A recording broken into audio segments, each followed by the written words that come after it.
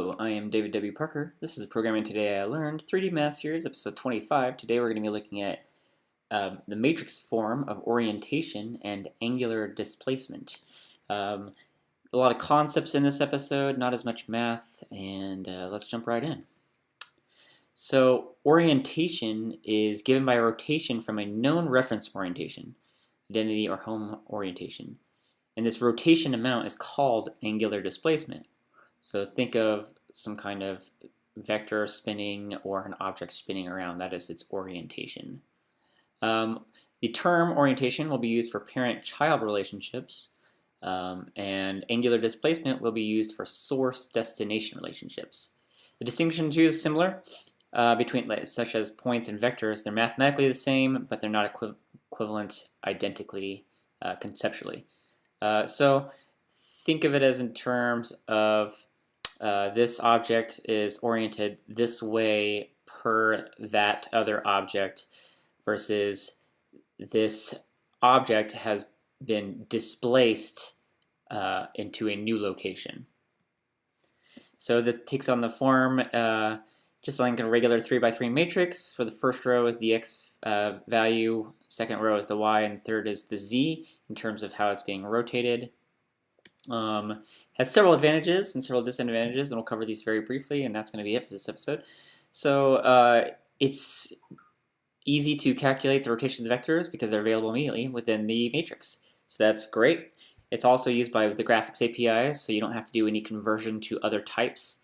You can do other forms and then convert to matrices at some point if you want to do that, but this is the form that graphics APIs will be expecting. Concatenation of multiple angular displacements is easy to calculate. So if we know the orientation of A to B and B to C, then we know the orientation of A to C. And calculating matrix inversion is very easy because a rotation matrix is orthogonal. Therefore, it's just computing the transpose of the matrix. So very simple. It's got several disadvantages too. It takes up 9 numbers rather than only 3 when we only need 3. So as an example, let's say you had an animation with 10 different things that could be oriented.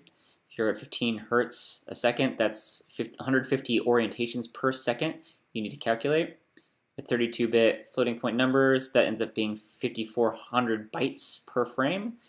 Euler angles would be a third of that, it's only 1,800 bytes. So that may be something to think about if you're trying to save on memory.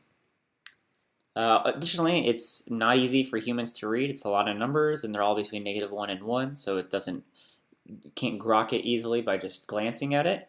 And they can be malformed. They have 6 degrees of redundancy because there's 9 numbers needed when only 3 are needed. So again, how can they be malformed?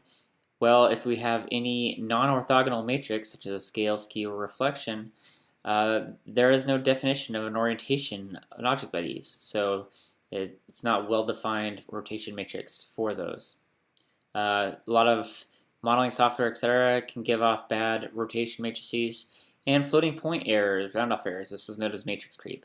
So we're going to jump into other types of orientation and getting into Euler angles and quaternions soon. And there'll be a lot on quaternions. So that's it for this episode. If you like what you saw, go ahead and subscribe, give me a like, share on social media, and go to ProgrammingTIL.com and sign up for a newsletter. Have a great one. Thanks.